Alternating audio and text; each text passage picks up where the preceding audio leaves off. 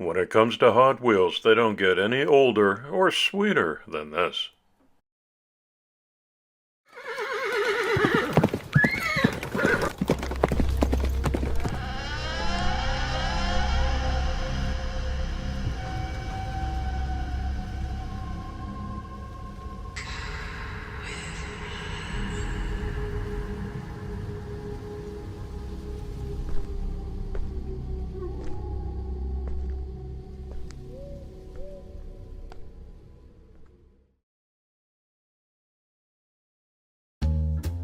Hi everybody, and a warm welcome back to Maple Leaf Customs in Switzerland.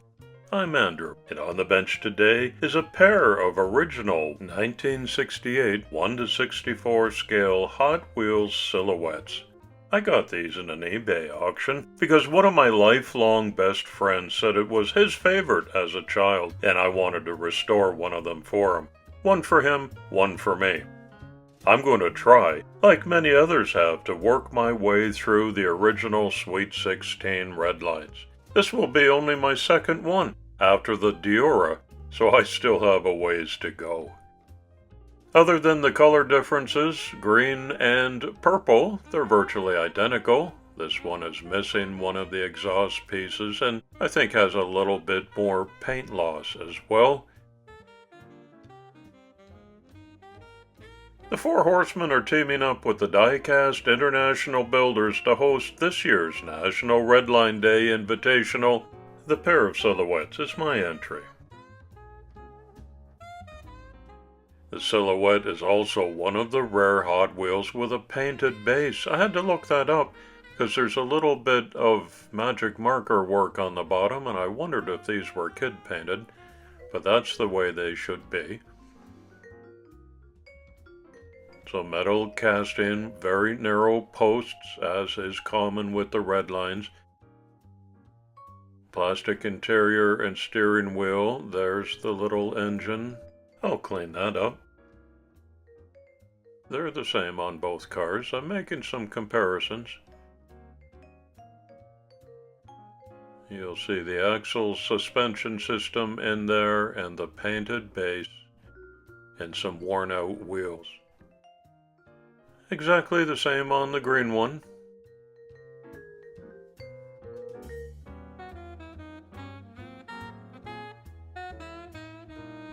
This canopy is a little bit nicer. And a slightly different colored cockpit, a little bit darker. Same engine.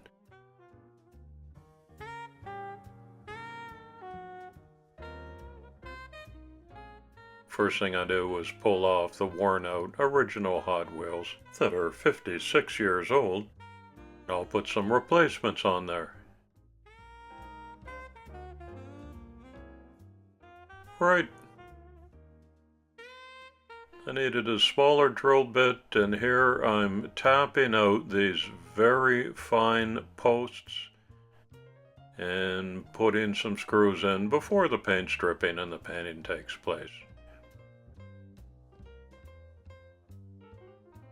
They'll have to be removed and redone at reassembly time.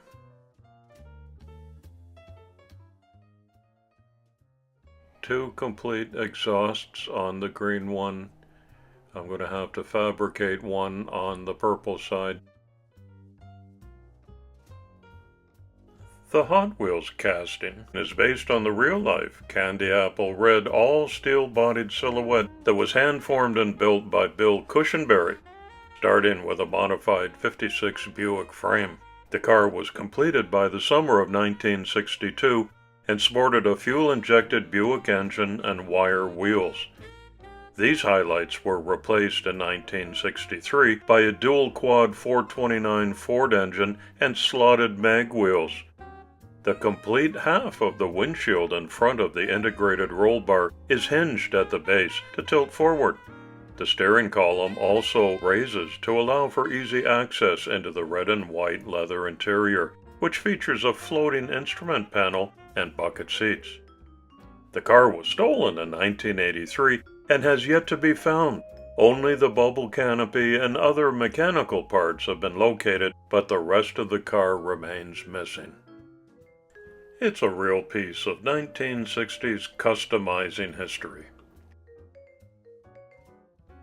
Coming soon on my channel, you're going to see my first Bluesmobile made from a Hot Wheels Dodge Monaco.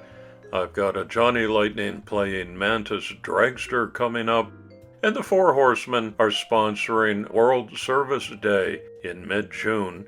I've chosen a Ford Ranger Raptor as my vehicle. I hope you'll follow along and get all subbed up to my channel.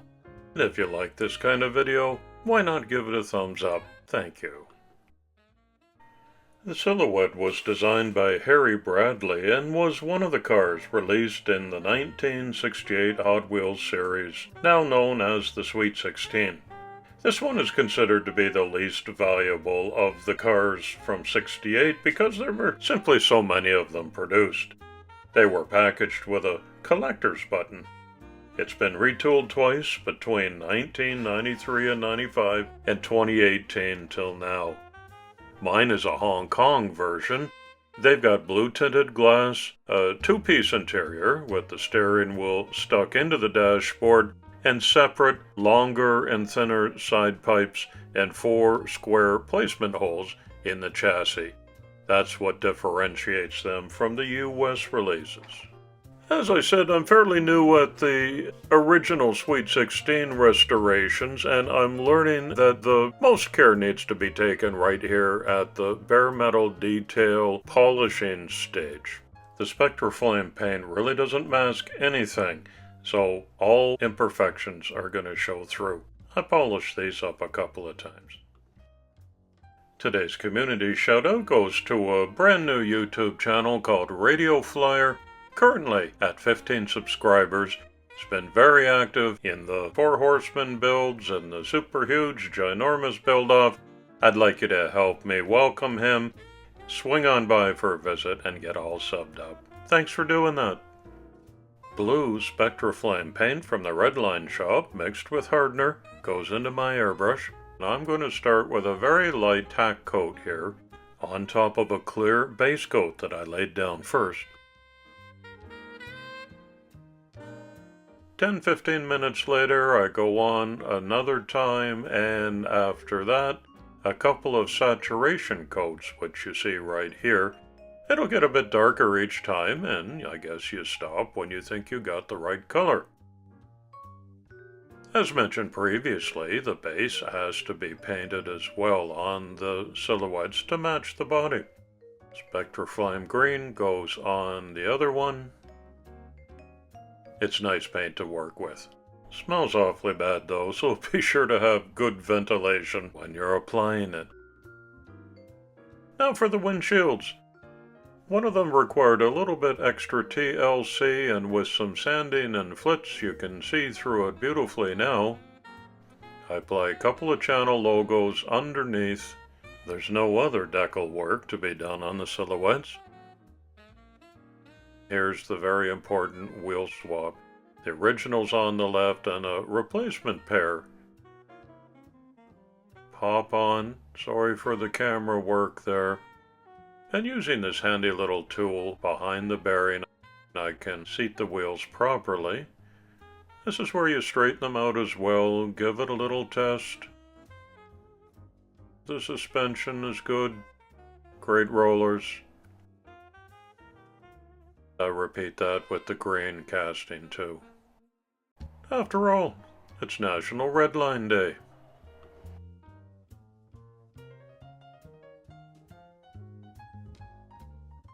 The only real detail work involved in the silhouettes is reapplying the red taillights. I put some chrome Molotow paint down first, let that dry up, and then some Tamiya clear red on top of that.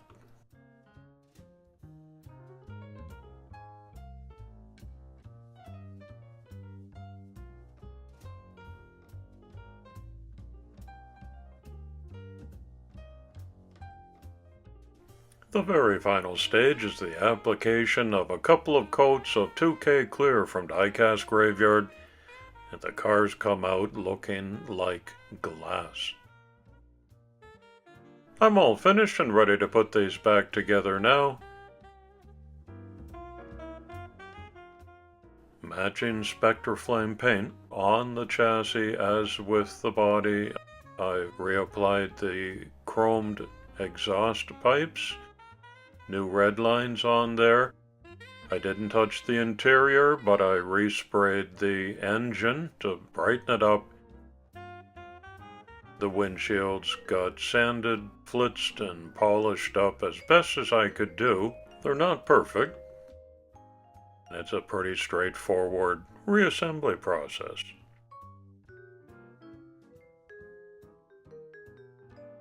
The interior helps to hold the glass in place. You need to make sure the engine is facing forward.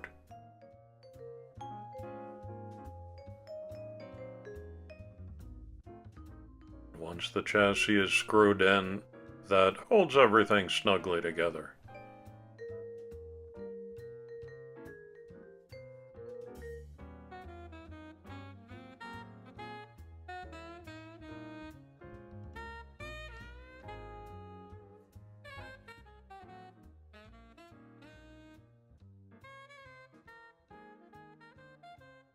Everything looks fine. Burnout. Rinse and repeat everything with the freshly restored blue casting.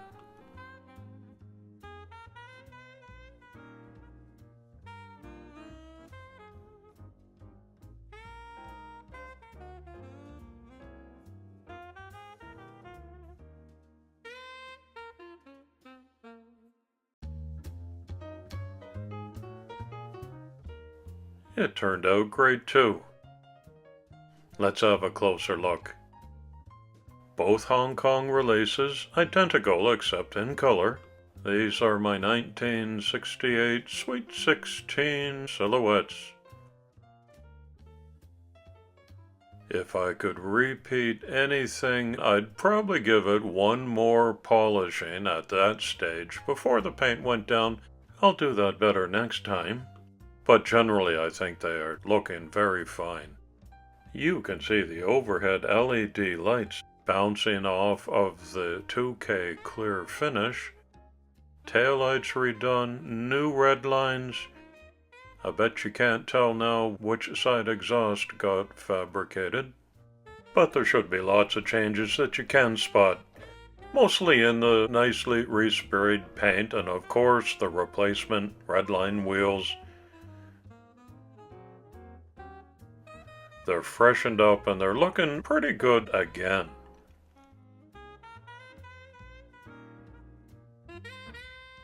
I learned lots of things during this restoration process, especially working on two cars.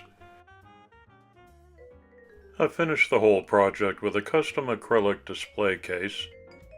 As I mentioned at the start of the video, one of these is going to a lifelong best friend as far back as our teenage years in high school in Kingston, Ontario. Doug is newly retired in beautiful Prince Edward Island, Canada. We both learned how to drive a stick shift by taking test drives from the local car dealerships. I can't imagine them letting us do that in this day and age. This holographic certificate of authenticity indicates that this is Maple Leaf Customs Restoration number 300. And I'm so glad it's going to you, Doug. In goes your restored 1968 Silhouette Redline to rekindle fond childhood memories. If you restored a car for National Redline Day, please remember to send a glamour shot to this email address. They'll all be shown in a recap video.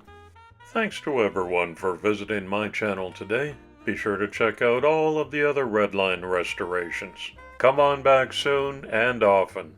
It's coffee time.